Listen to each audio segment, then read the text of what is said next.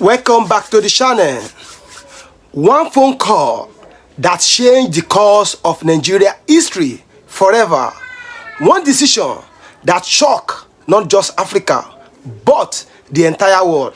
Former President Goodluck Jonathan has finally opened up. Why did he step down so easily? Was it for peace or was it forced out by powers greater than the ballot box? This is more than just politics. It is the untold truth of Nigeria's most important moment.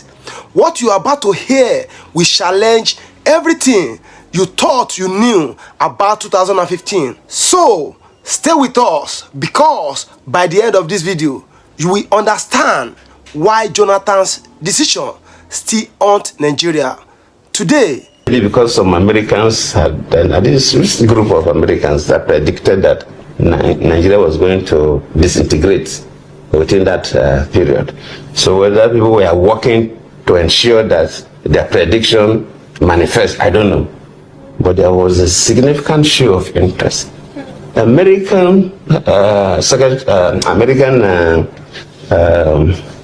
Secretary of State? Secretary of State don't visit the country at the eve of elections, traditionally, because they want to keep away. Even if they're interested, they don't want to be seen as directly manipulating the electoral process.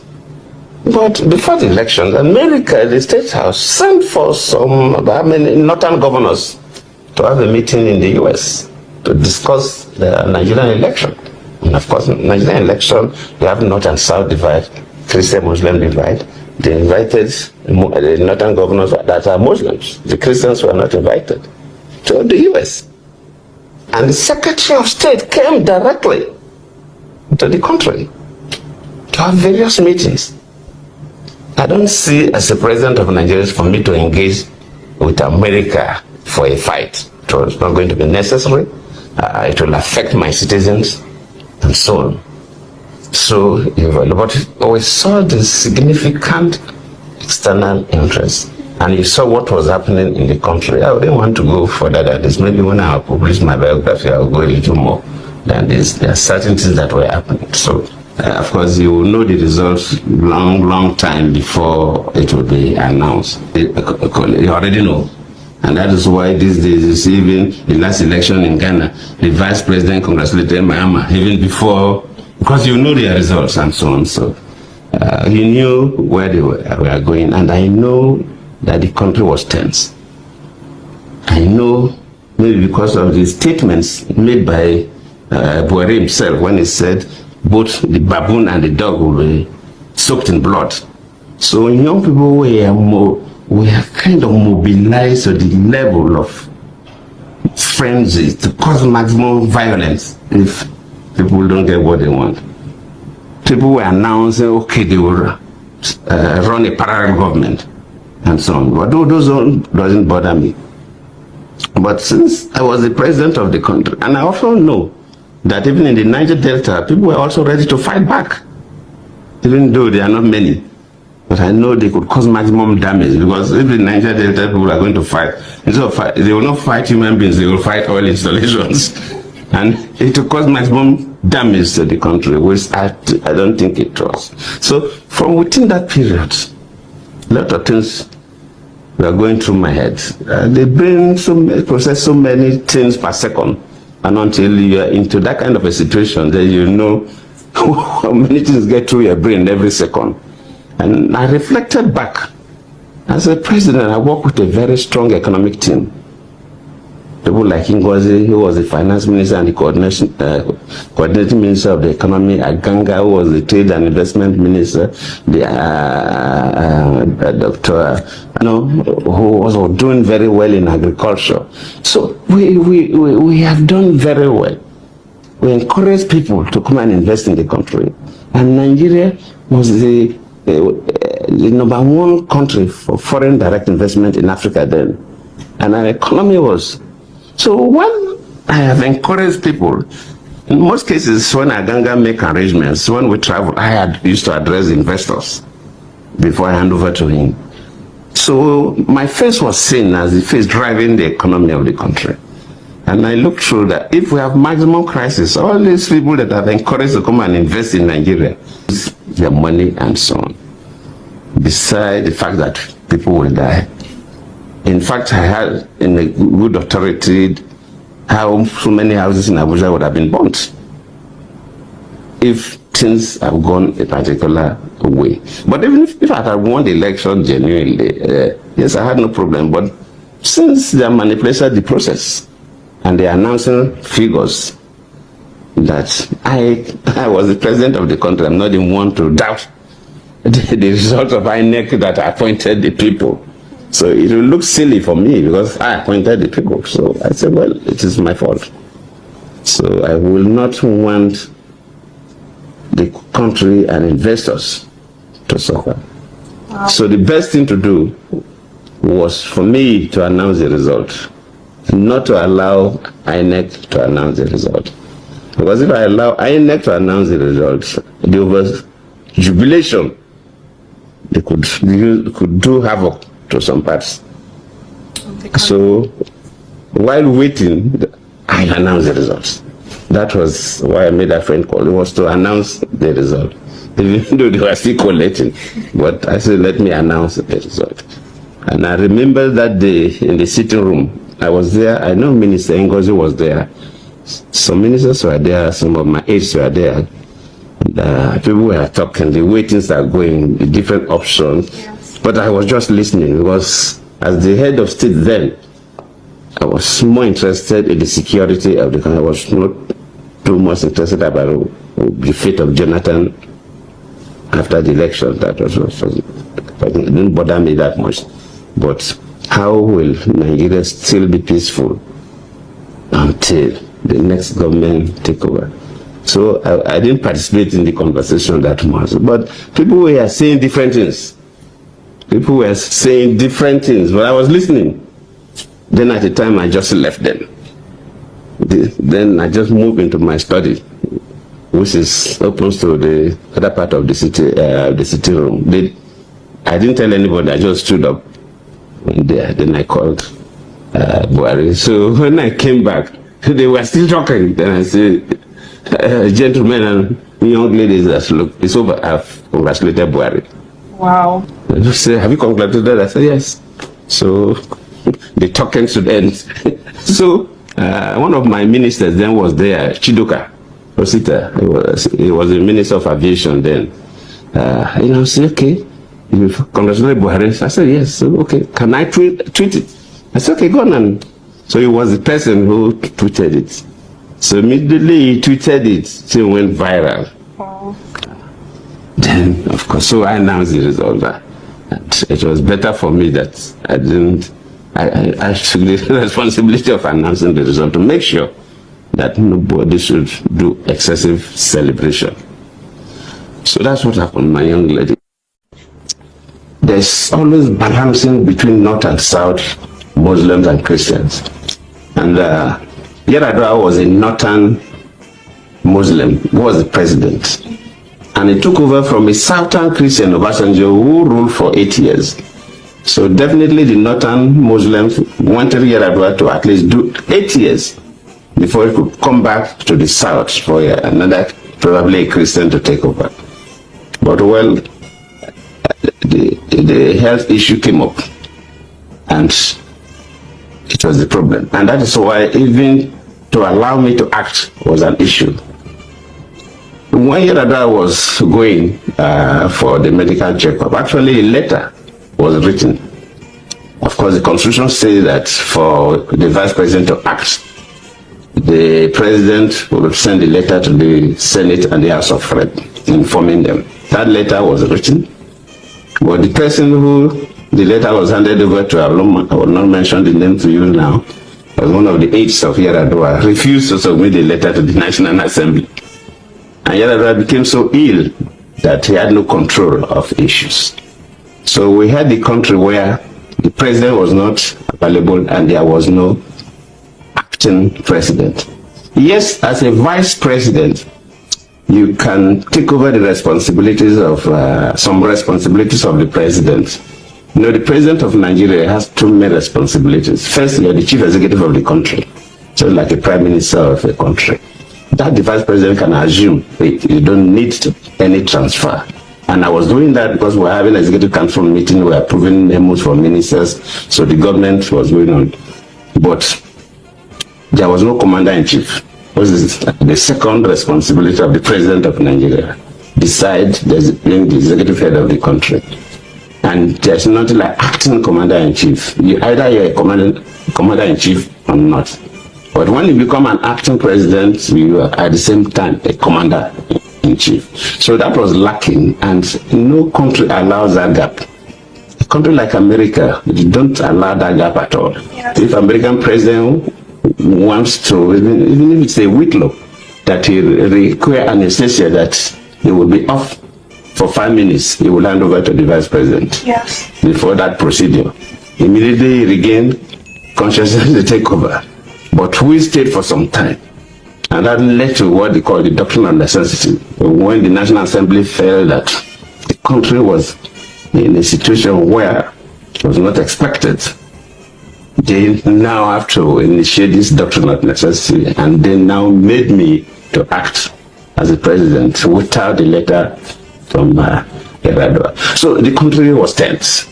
And under this North-South divide, Christian-Muslim divide, it was really tense. And every day I was hearing about coup. I remember one day, I will not mention the names of some of my friends, came to look, vice president, that time I was not even acting. They have not even moved the doctrine of necessity. I was still the vice president. No, you don't have to sleep here. You have to come and sleep in my guest house, and so on. I said, no, I will stay in the State House.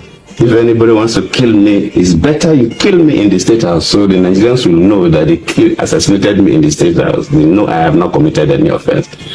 If I decided to go and stay in a guest house, and whenever I'm going, security people would know. And if people go and kill me there, they will now say Indian girls brought apple to kill me. And I wouldn't want those kind of story. But if they assassinate, it's better that I die here in the State House than being assassinated outside the State House, because all kinds of stories will come up. So that was how tense it was. And to me, I was not bothered. Really, I was not bothered. And I was very calm. But that was the scenario. The call that shocked Africa when Jonathan picked up the phone in 2015 and called Muhammadu Buhari to concede defeat the war stopped. People are stunned in Africa, where leaders often fight to the death just to stay in power. This was something different. This was history. Even Buhari didn't expect that call. But what led to that moment? What was going through Jonathan's mind? The truth is, that call was more than just a call. It was a bombshell. That simple act of picking up the phone changed Nigeria's direction. It prevented bloodshed. It calmed millions of angry youths. But it also raised questions that have never been answered. Why did Jonathan do it so quickly? Someone advised him to do it? Or was he under pressure from powers that Nigeria didn't see? This is where the mystery begins. International pressure or personal conviction. Let's be honest, Nigeria's 2015 election wasn't just about Nigeria. Foreign eyes were watching. Big powers like the United States, the UK, the EU were involved. Their statements, their observers, their warnings, it's all added up. Jonathan himself hinted in past interviews that there was pressure. He mentioned certain countries were not neutral. That some wanted him gone. Why? That some wanted him gone. Why? Because Nigeria is too important to ignore. Oil, population, military, strength. Nigeria is a giant. Whoever controls it controls a piece of Africa. So, was Jonathan pushed out? Was he told behind closed doors that if he tried to hold on, there would be consequences? Was that why he gave up so easily? These are questions we must ask. Because sometimes what looks like peace may actually be silent surrender to invisible powers, avoiding bloodshed or playing smart. Jonathan said it many times. My ambition is not worth the blood of any Nigeria. That quote became famous. It painted him as a peace-loving man, and maybe he is. But let's dig deeper. In the weeks leading up to the 2015 election, Nigeria was boiling. Boko Haram was terrorizing the north. Tension was high in the south. Armed men were getting ready. Youths were angry. The military was preparing for riots. There were fears of post-election violence like in 2011. Jonathan saw it all. Intelligence reports were coming in daily. He knew what was about to happen. So, when the results started coming in, it was clear he was losing. He didn't wait. He called Buhari, not because he was weak, but because he may have seen something was coming. A civil war, a military coup, or ethnic violence that could have spread across the country. We may never know exactly what he saw, but it is clear Jonathan chose to walk away to save lives. Whether that make him a hero or a strategist, the choice was powerful. Inside Aso Rock, advisors, pressure and fear. Let's go inside Aso Rock for a moment. Imagine the tension in those final days. Ministers pacing up and down. Advisors shouting security chiefs, giving urgent briefings, phones ringing, international calls coming in, spies everywhere. Jonathan was in the eyes of the storm. Some people close to him wanted him to challenge the results. They believe the election had irregularities. They felt the North had planned it all from the beginning.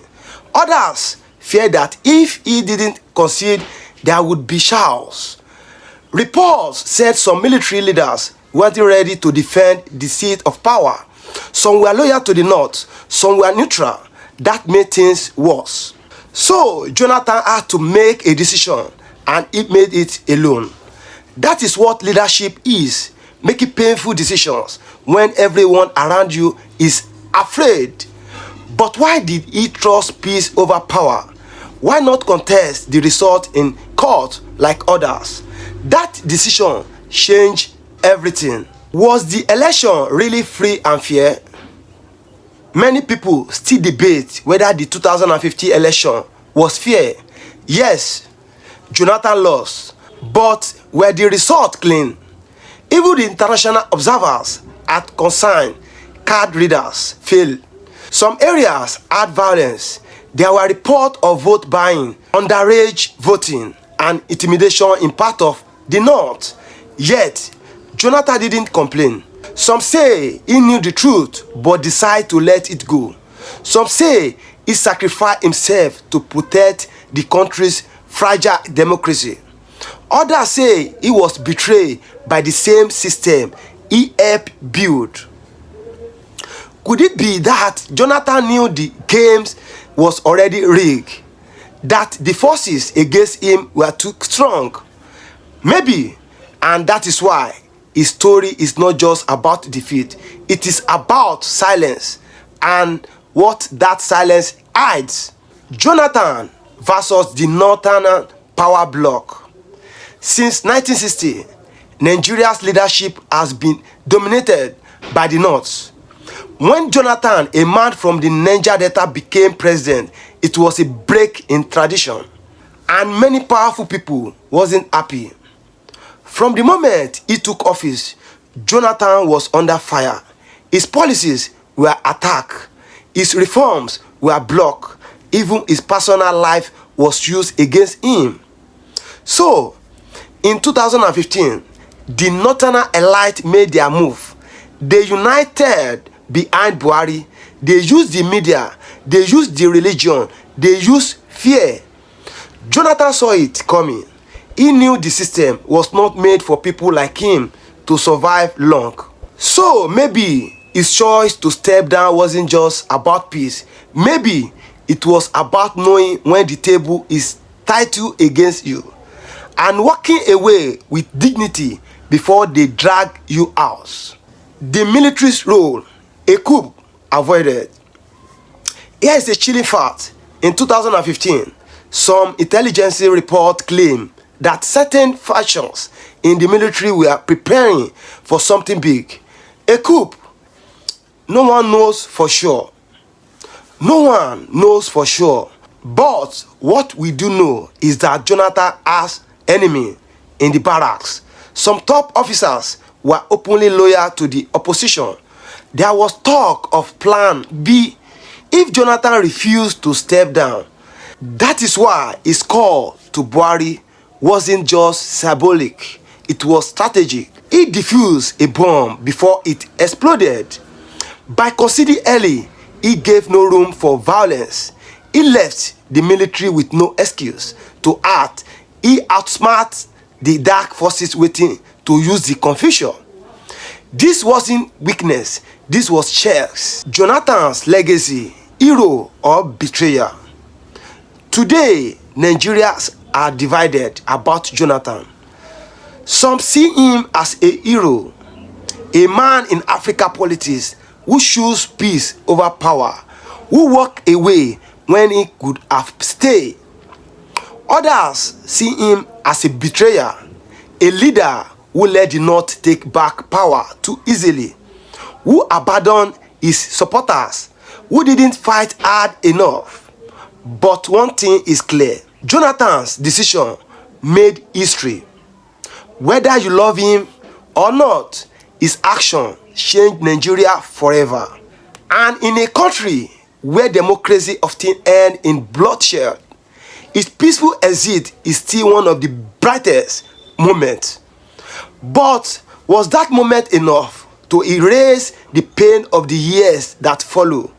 What this means for 2027? The 2027 election is coming, and already the signs are there. Division, tribal tension, economic hardship, youth frustration, the same conditions that surrounded 2015 are returning. Will the next leader follow Jonathan's path? Will he choose peace or will he fight to the end? Will foreign powers interfere again? Will the military play another quiet role? The decision he made in 2015 may shape Nigeria for the next generation. And if we don't learn from 2015, we may not survive 2027. So now, we ask you, the people, was Goodluck Jonathan truly a hero of peace or a victim of global and domestic pressure? Was his choice the right one, or did it weaken Nigeria's democracy? Tell us in the comment section. Like if you believe his decision saved lives. Share this video so more Nigerians can hear the truth, and subscribe for more powerful stories that reveal what the mainstream won't show you. Because Nigeria's history is still being written, and you deserve to know the real script.